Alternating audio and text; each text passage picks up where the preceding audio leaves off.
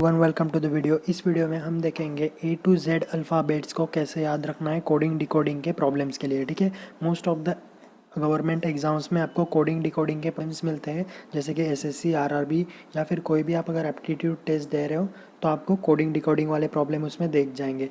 तो इन प्रॉब्लम को सॉल्व करने की बेस्ट ट्रिक होती है कि आप सिर्फ अल्फ़ाबेट्स के नंबर याद रख लो और फिर जब प्रॉब्लम आएगा तो उसमें आपको बस ये नंबर यूज़ करके उसको सॉल्व करना है। कैसे सॉल्व करना है मैं बताऊंगा, उसके पहले आपको बस ये नंबर्स याद रखने। देखते हैं इस वीडियो में।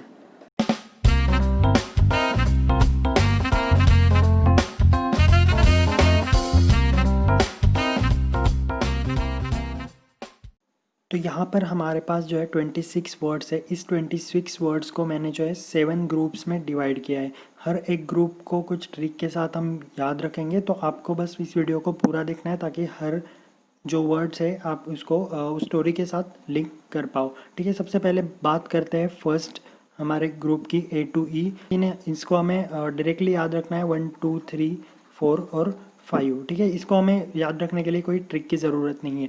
Z जो कि हमारा लास्ट वर्ड है उसे हम पता है 26 वर्ड है। 26 को अगर मैं यहाँ पे डिवाइड बाय 2 कर दूँ तो आपको मिलता है 13।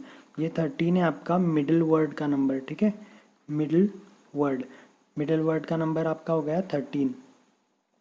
ठीक है, ये हमें फिक्स याद रखना है। याद रखना है फिक्स का राइम होता है 6, that is fix is for 6। So F का नंबर हो गया 6। नेक्स्ट है G7 आपको पता है ग्रुप ऑफ 7 कंट्रीज, तो G का नंबर हो गया 7। H को याद रखने के लिए H को हम यहाँ अगर ऊपर में ऐसे लाइन ड्रॉ कर दूँ, नीचे लाइन कर दूँ, तो आपको यहाँ पे मिलता है डिजिटल 8। ठीक है, डिजिटल 8 नंबर आपको मिलता है, तो H का हो गया 8। अब नेक्स्ट ग्रुप की तरफ चलते हैं IJK।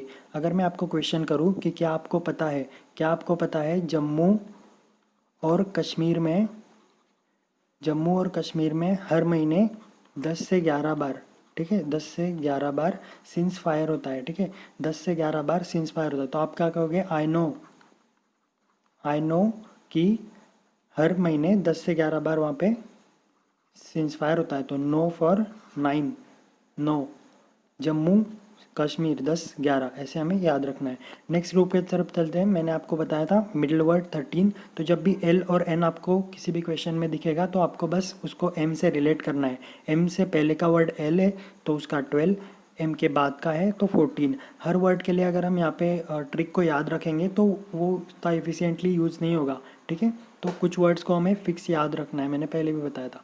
तो यहाँ पे नेक्स्ट हमारे ग्रुप की तरफ चलते हैं। ठीक है, ये हमारा एक इम्पॉर्टेंट ग्रुप है। आपको हर क्वेश्चन में OPQRS में से कोई ना कोई एक वर्ड दिखेगा, तो इसे याद रखने के लिए आपको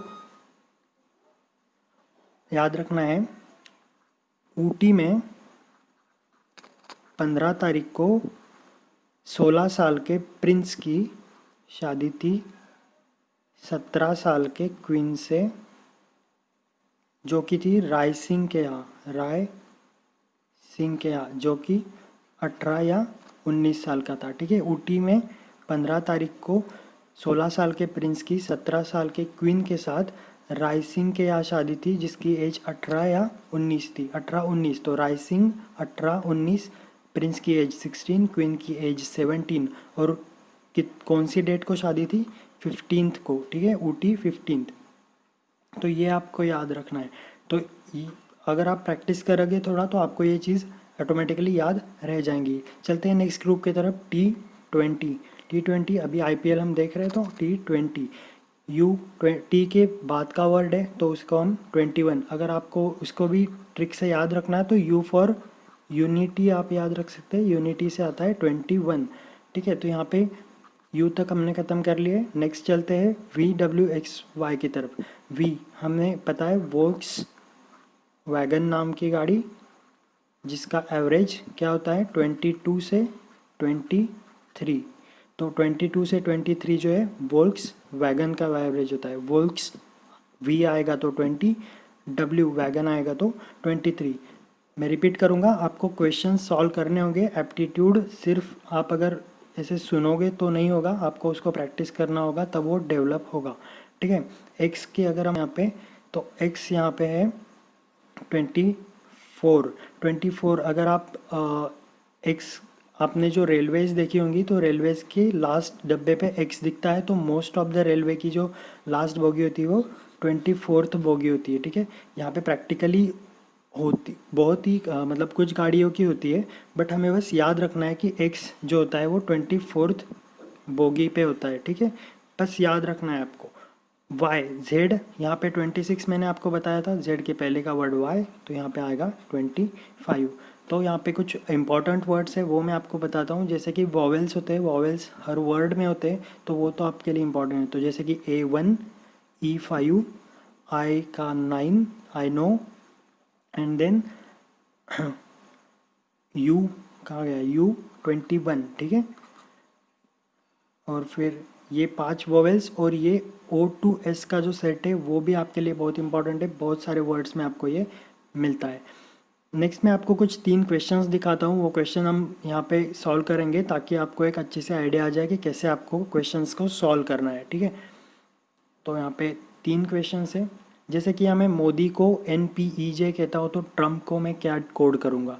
तो आपको अगर कोई भी कोडिंग डिकोडिंग का क्वेश्चन करना है जो कि अल्फ़ाबेट से रिलेटेड है, तो आपको बस सबसे पहले उसके नंबर्स यहाँ पे लिख लेने हैं। जैसे कि M middle word 13, O Ooty में शादी कब थी 15 को, D 4 आई नो का 9, ठीक है। वैसे ही N के लिए करेंगे, N के लिए M के आगे का वर्ड, सो M 13 है तो N कितना होगा 14, प्रिंस की एज 16, E5 जम्मू, जम्मू में और कश्मीर 10 11, ठीक है, तो 10।